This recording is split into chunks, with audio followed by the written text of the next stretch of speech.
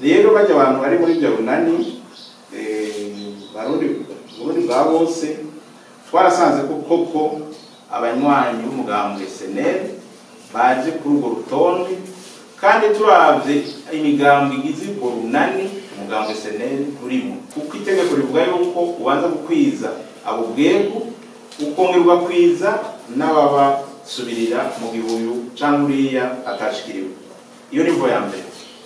Imvo ya kabiri ni ukuba wubahirije iby'amoko n'igitsina, équilibre ethnique et de genre. Bavuga yuko abatanze amadosiye ku rwego rw'intara CEPI baramenyeshejwe ibyavuyemo kwigenekerezo rya 2026 Kigarama umwaka wa 2024.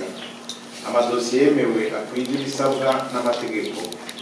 Abatashimishijwe n'ingingo yafashwe n'amasepi barashikirije mu Gisenyi ibirego byabo intara ku ntara ku magenekerezo ya 27 na 28 Kigarama umwaka wa 2024.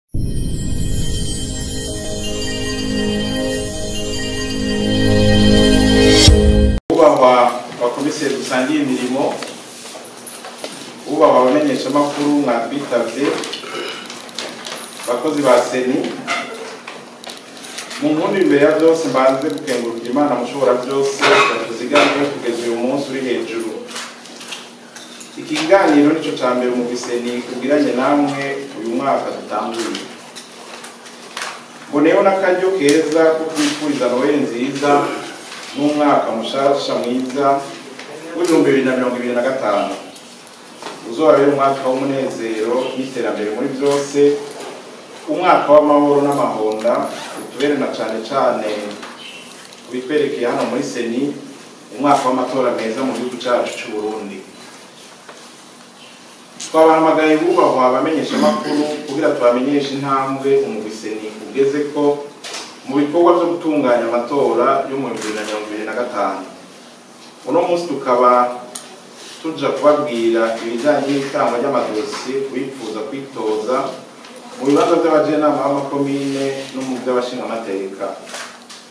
Imigambwe 25, urunani rw'imigambwe rumwe, abigenga 14 hamwe n'amashirahamwe y'abatwa 17 nibo baje gutora impapuro zitangwa na Seni zisabwa kuzuzwa ngo zishigwe muri dosiye z'abifuza kwitoza.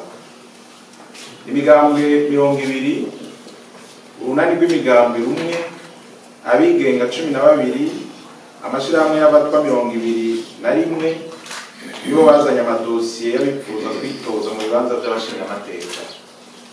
Twibutse ngaho ko amatora y'abajenama b'amakomine hamwe n'ay'abashinga amateka ategekanijwe ku igenekerezo rya 5 Ruheshi uno mwaka wa 2025 nk'uko ikirangamisi cy'amatora twashikirije ku igenekerezo rya 15 ukwezi kwa Gitugutu umwaka wa 2024 kibitegekanya.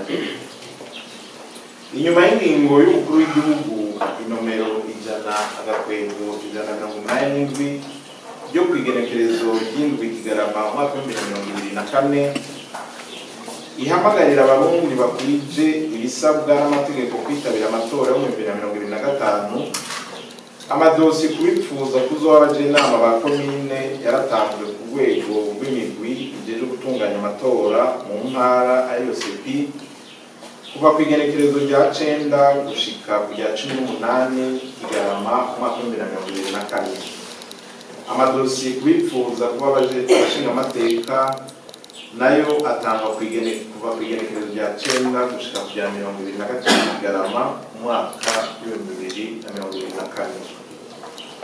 Ku rugero rumwe rwose hisunzwe kandi ingingo y'108, y'129 n'130 z'itegeko rigenga amatora, haciye hakurikira igikorwa cyo gusuzuma yuko amadosiye yatanzwe yoba kwije ibisabwa n'amategeko.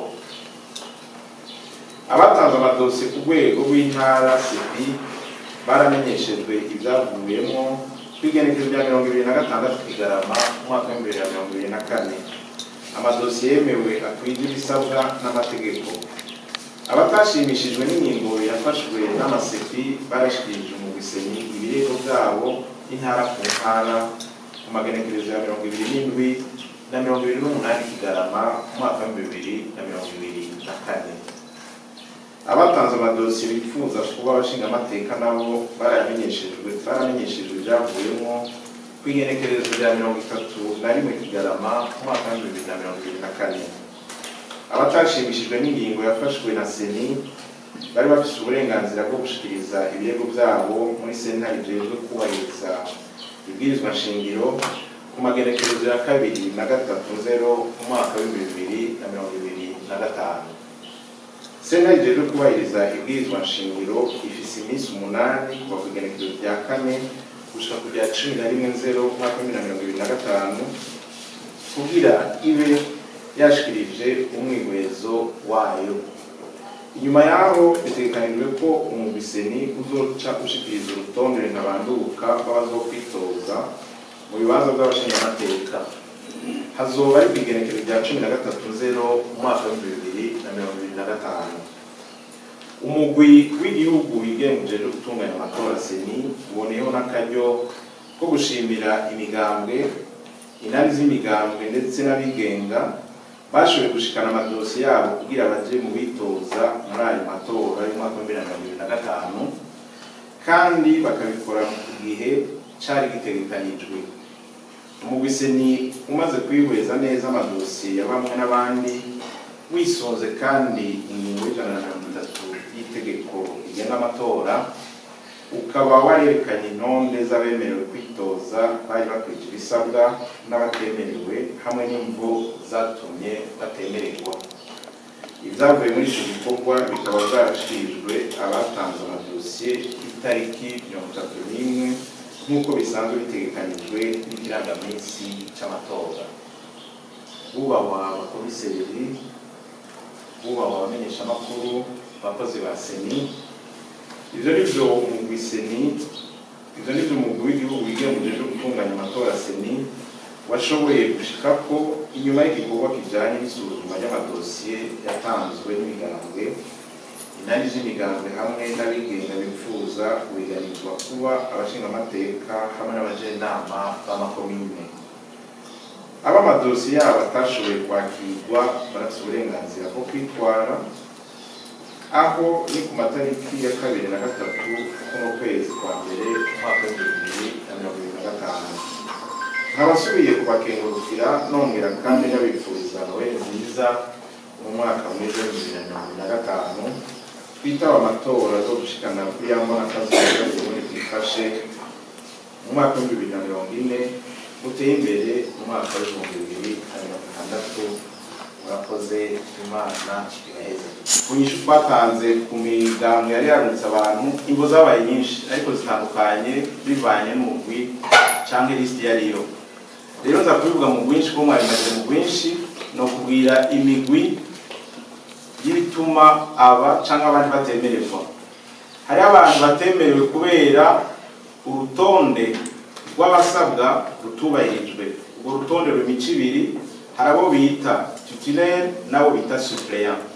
Mu bari mu Faransa ndaza kubishira mu Kirundi, titulaire ngatwo bita babwegu, hanyuma suppléant ni bamwe babasubirira mu gihe uyu cyangwa uyundi atakibandanije amabanga yatorewemo, yaba ayo kumuje n'amakomine cyangwa ayo kuba umudepite umushinga amateka. Nkuko muri izo ntonde kuba je n'amakomine umugwi wa mbere ni 25 n'abajya abandi babasubirira titire na suppléant utegerezwa kubakwiza. Kuba depite nabo bivana n'intebe ziri ku ntara. Dufashe nka Butanyerera ni 23, Gitega ni 21, Bujumbura ni 23, Buhumuza ni 16, Burunga ni 14. Bisigura iki? Ari 17 gucugwiza na kabiri. Umugwi wa mbere rero w'intonde zitemewe ni intonde zitakwije ico gitigiri, kuko itegeko rivuga yuko ubanza gukwiza abo bwego ukongerwa kwiza n'ababa subirira mu gihugu cyangwa uriya atashikiriwe. Iyo ni imvo ya mbere. Imvo ya kabiri ni ukuba wubahirije iby'amoko n'igitsina, équilibre ethnique et de genre. Bavuga yuko niburi abakenyezi bari 30%, abahutu 60%, abatutsi 40%. Ariko hari akantu kama kagorana mu Gifaransa no mu Kirundi gutandukana n'ababiri. Hamwe bavuga diversité, kandi bavuga équilibre. Muri diversité rero bashobora gushiramo kamwe k'umuti, diversité cyangwa tubiri. Ariko ku kijyanye n'igitsina ico giti gitegerezwa kuba kirimo. Ibyo rero twarabisuzuma tukaraba yuko ibyo bintu byubahirijwe. Kwizi none kubahiriza bimwe bisabwa guserukirwa k'ubwoko n'igitsina. Hama rero ikindi twaraba kuba bari ku ntonde bakwije imyaka. Hari abakwiza imyaka kuba abadepite, hari n'abasabwa imyaka kuba abajenama ba komine. Nico gituma twasaba yuko niyo myaka ikugwa, hari n'abo twasanga ku ntonde cyane ziriya hari badakwije imyaka. Abo twabagora. Aha rero novuga mu bwinshi muri mwe byatumye tutabemerera hama no kuzana dossier. Hari abazana amazina batazanye dossier. Cyangwa bakazana amazina dossier zidakwiye.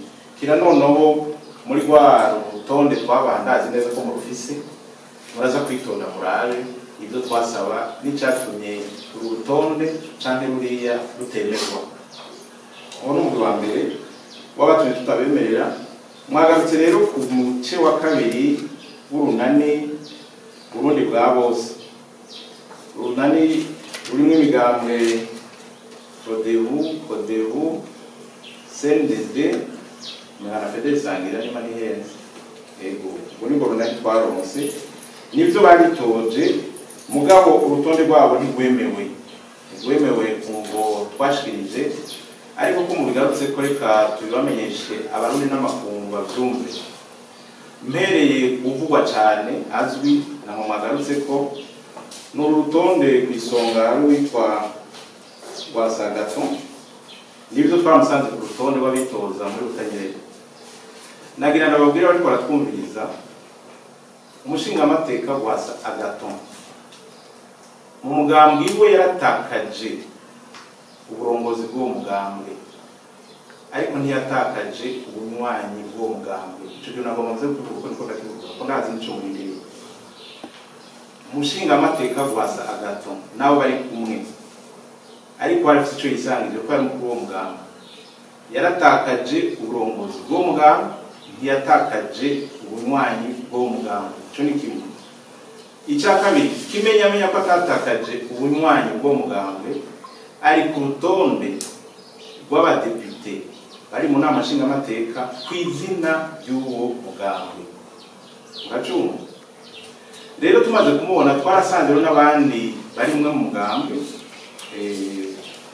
Senel tubasanga ku zindi ntonde. Muti none mwabakoye kwikara ikibazo bacivuga ati nta burenganzira dufite uko tubakura kuri urwo rutonde. Twisunze itegeko rigenga amatora rivuga ryari umuntu atakaza, nivyo Rwasa ntiyatakaje ku mwanya w'umugambwe Senel gushika ubu. Urumva atatakaje ubwo burenganzira ntumva ko ari kuri iyo rutonde. Dusomye rero itegeko rigenga ry'imigambwe rivuga ko ata muntu n'umwe arekuriwe kuba ku ntonde zibiri. Sinzi ko munyumva. Nta muntu arekuriwe kuba ku ntonde zibiri. None n'umugise ni ico cyo n'ikikwiye kwiyo kugo rutonde umva gusa amahinyu. Rero bajya abantu bari muri byo runani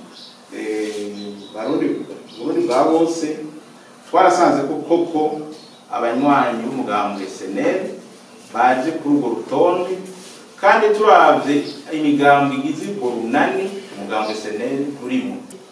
Aba bantu twakuye ku ntonde z'abazoba abakandida depite ntitwabatse uburenganzira bwo kwitaba amatora. Ico kiri mu cumba. Barafise uburenganzira bwo kwitaba amatora mu gutora. Ahantu hakiragahazi ntibafise uburenganzira bwo kwitoza mu nani bari bashaka kwitoza mu bundi buryo, kandi uburyo bwari bwinshi. Bumwe ndababwira Rwasa na bagenzi we bari gushobora kugaruka kwitoza umugambi wabo Senel bakunguza politiki twe tashoboye kumenya ibintu tuzinjira bakabigira kabiri kagiboga kandi sibyo basanzwe bafite umugambi wabo bakirimo bahagarariye mu nama nshingamateka nibo bazi gituma uwo mugambo batabandanije bawuhagarariye. Ibyo murabibabaza sitwe twobishurira. Ico ni cambere. Icya kabiri, iyo umukuru w'igihugu amaze kurarika abenegihugu kwitaba amatora, umwenegihugu wese kwija ibisabwa aba afise uburenganzira bwo gutora no kwitoreza ahashaka. Bari bishobora kuva muri uwo mugambo bakaja mu wundi, ikitari kuborohera kumbure nkabwasa bari bakuye kurongozi bw'umugabo kubera hariho amategeko amwe amwe atamuha uburenganzira ku bintu bimwe bimwe, naho mwavuze ngo arafite uburenganzira bwo kwitoza, hari handi adafite uburenganzira bwo kwitoza, ariko hariho bimwe byamuzikira. Icya mbere, umushingamateka Rwasa ntiyashobora kwitoza nk'uwigenga kuko ikiringo bisabwa wahora kurongozi cyangwa mu nzego nyobozi z'umugambwe ntiyari bwagikwize. Ico ni kimwe nababwira. Icya kabiri nababwira, ntiyanashobora no kwitoza azanye umugambwe mushasha kuko umugambwe ntiwabura kwiza ikintu. Ivyo ntivyatuma n'inzitizi zashobora gutuma atitoza. Mugabo yashobora kwitoza, ivyo vy'imigambo vyamuzibira yigire mu bindi, yarashobora kwinjira muri mugambwe. Rero nico bituma haba kampani. Kampani isigura iki? Kampani nisekeza kurondera abanywanyi. Munda kubivuga ni nkukuresha. None murabuja mu makampani nta bantu babi kumutamana umunsi wa kampani muramubibona. Kandi bamwambitse umutamana bivuza yuko atora canke bamugombere anitoza kwaserukira. Rero hari udufashi twatumye aho tugeza kurimura amategeko agenga amatora, twabona ko urutonde rw'urunani Burundi bwa bose bamwe mu bari kuri izo ntonde baca batuma ataburenganzira bafise kuza kuri izo ntonde.